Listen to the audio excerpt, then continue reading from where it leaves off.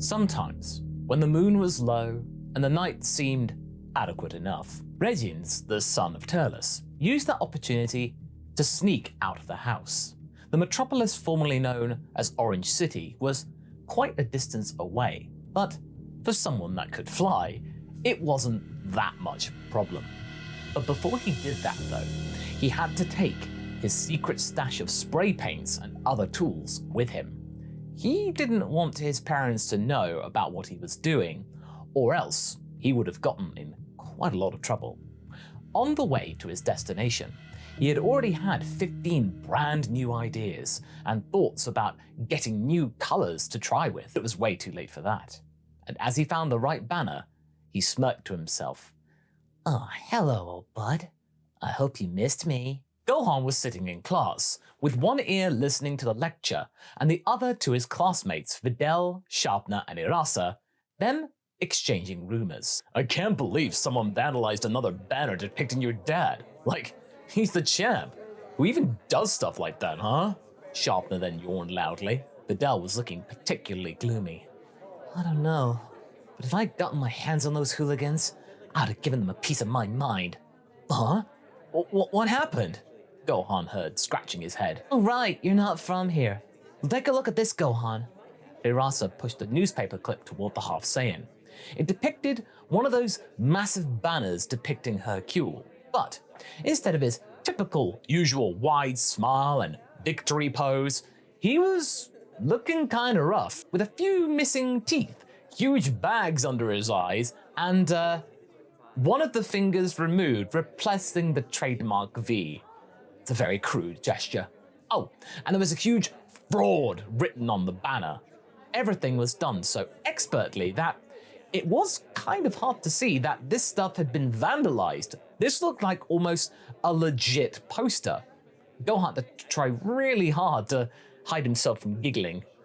"Is it funny for you, Mr. Suburbs?" Videl gave him a glare. No, I mean, come on. This is just some kind of mild vandalism, yeah? It kind of stinks, but I don't see any harm done." The daughter of Mr. Satan shook her head. This obviously would mean a lot to her. "It's not about the severity. If we can't catch basic punks that don't respect public property, how can we hope to be effective against real criminals that could kill?" "From what I've heard, you've been quite effective against real crimes, I'm sure of it." "Doesn't matter. A crime is a crime," Videl said out loud, and Gohan could swear that there was something more behind her behavior. Not to mention the vein that was forming on her temple. She was passionate about this, but as of right now, the exact specific reason was hard to pinpoint. He could never get a true read on that girl. "So, I see that you four are not interested in today's lesson, I presume?"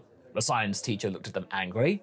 "Well then, for tomorrow, we will have to prepare a special group assignment. Stay after the lesson so I can tell you the details." There was a general groan from everyone. Everyone, of course, except Gohan. He was like, "Oh boy!" He could deal with the assignment, no problem. The cogs in his brain then started to turn. Who could possibly hate Mr. Satan that much? People usually seem to be enamored by his larger-than-life personality. And not only that, he didn't really care that he wasn't credited for his victory over Cell, as this allowed him and his family to live the quiet life they had. Sure, Hercule can take all the glory, they didn't mind. Someone could maybe just hate the guy just because. Even Mr. Satan couldn't be loved by everyone, or it was... Gohan almost broke his pencil. "Damn it, Regins, you're gonna get in trouble for this!" thought Gohan. Gohan knew that his brother, Goten, enjoyed his company. So the question was, if this was his own escapade, or did he get Goten involved and have him join along for the ride? Oh dear, Mom would be furious. He needed to pay the boy a visit after school, post-haste. But first, of course, he had to get that extra assignment done, for his own sake of the group. Yeah, that'll make him popular. Hopefully. Regins was trying to sneak out of the house again, but to his disappointment, his father noticed his failed attempt. It was all because he was a little bit sleepy. Hold on. Where do you think you're going, young man? Nowhere, Dad. I'm just gonna go and see Trunks and Goten. I already did my homework. We were supposed to train today. You need to keep up with that. The kid rolled his eyes. But I don't wanna. I'm pretty sure I can beat almost anyone who could try and bully me. What's the point? Turles then sighed. It's not about that. It's about discipline. Well, that's no fun then, Regins sighed. Not everything has to be fun, at least not at first. But once you get a better grip on your powers and fully understand them, you'll begin to comprehend that what I am trying to do is to give you some good options for your future, expand your potential. Oh, he's gone, isn't he?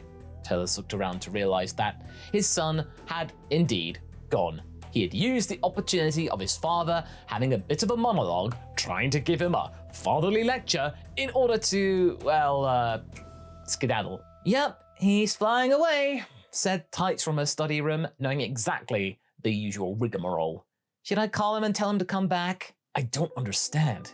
He used to like these things when he was younger, the ex-pirate groaned. Well, it's obvious, isn't it? He's growing up to be his own person, yeah? Give him a break. Times are peaceful, let him be a kid. Which is exactly the reason to be worried. I swear, it's easier for me to connect with Kakarot's brats or even with Trunks than with my own son. What am I doing wrong? Look, darling, kids rebel at a later age, but it seems he's more like you than you think.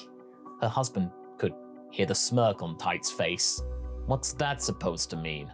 Grumbled Turles in a very rather grumpy way. Well, you told me that you were part of some unruly band of misfits, right? When you were his age? Let him have his own. Come on.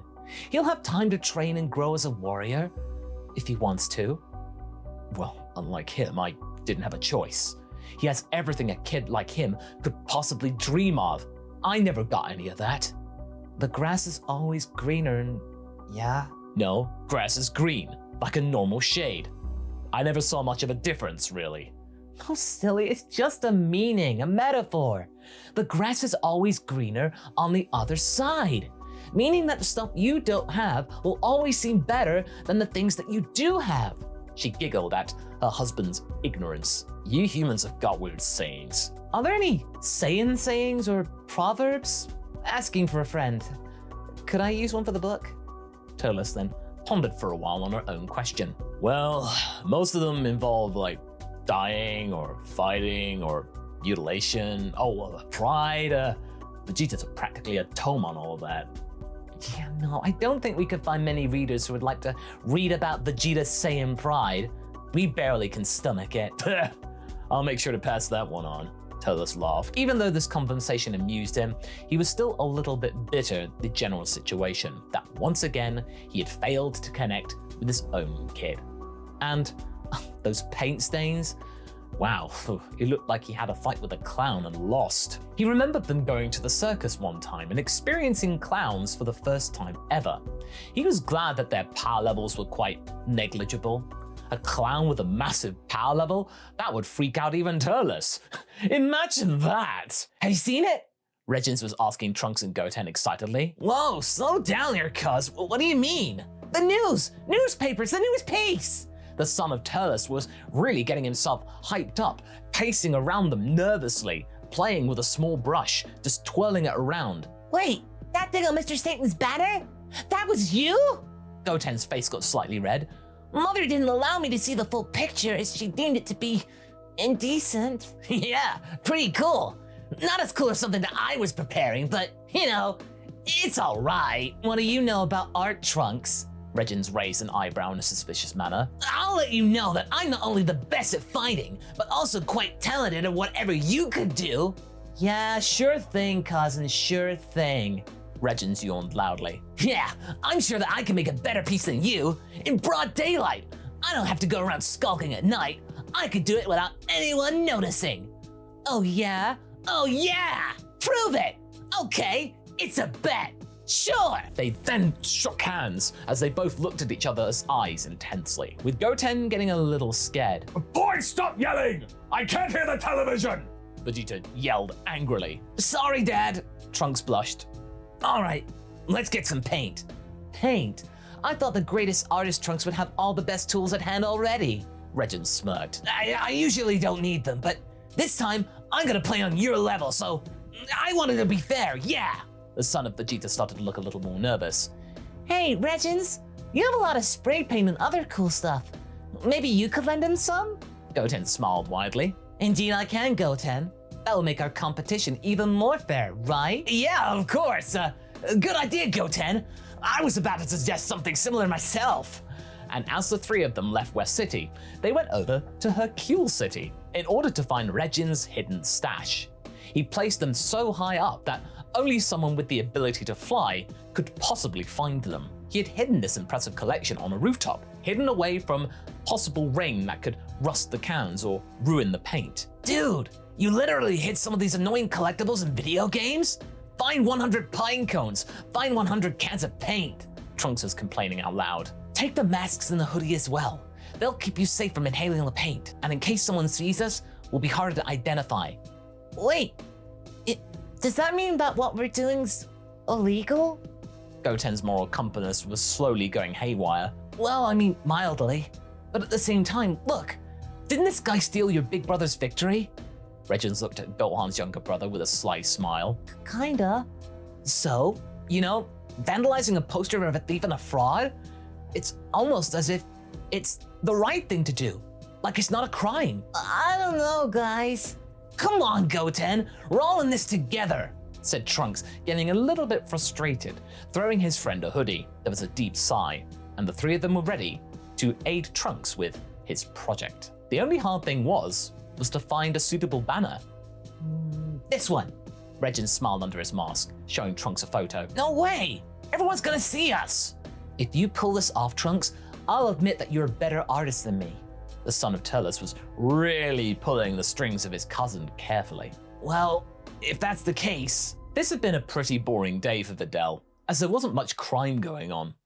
Yeah, there was still the science project to do, but she had confidence that Gohan could take care of it. He could do most of the heavy lifting. In fact, he seemed to be the only one happy to do anything with it, so everyone else was cool about that.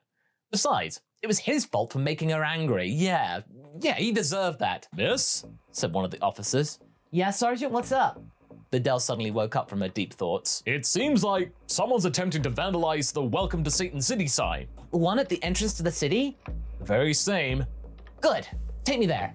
I'll show those hooligans what for, that they messed up the wrong city patron. She then ordered the sergeant to take the helicopter over to the unfortunate banner. As they arrived there, they saw 3 small figures, 2 of them cheering on one trying to add an extra long moustache to the likeness of her father. Admittedly, it seemed like a pretty sloppy job when compared to other instances. Still, she had to react. Hey, you little punk, stop right there! She yelled from the helicopter. The one drawing the additional facial hair had seemingly panicked, and instead of continuing his planned course of artistry and action, he decided to go for a messy diagonal line across the banner. And then he flew upwards? That's why they couldn't catch those rascals. They could fly. Somehow they were able to fly. Wait, people could fly? Hey, get on the ground now! Yelled a sergeant, but the flying vandal just responded with a casual rude gesture. Videl couldn't fail at this. She just couldn't. But she noticed that one of the 3 seemed extremely nervous, more nervous than the other 2, and tried to prompt that one to head down to the ground. She took a risk and jumped on the little technical platform adjacent to the banner. Stop right there! You're vandalizing public property! Oh, we don't want any trouble, miss. Then give it up and it will end with just a ticket and maybe some community work. Nothing more. No way, said the third one, who was silent up to that point. Those banners are lies. Just trying to tell the truth is all. Why, you little... Videl jumped toward him, not caring that she could fall, but he was able to dodge her skillfully. She tried to catch him and managed to get a hold of his leg.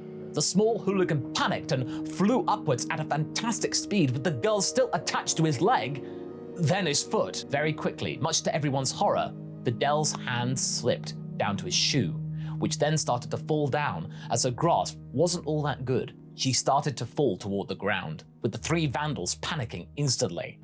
Luckily for everyone, there was someone else present that day. As they saw the fluttering of a red cape, someone had caught Videl falling. It was an individual in a white helmet, covering his face in a green superhero-like outfit. It was the Great Saiyaman. "You three, come down this instant!" As he sounded extremely disappointed, the three boys slowly landed on the ground, ready for the punishment that awaited them. And that's where we're going to be leaving things for right now.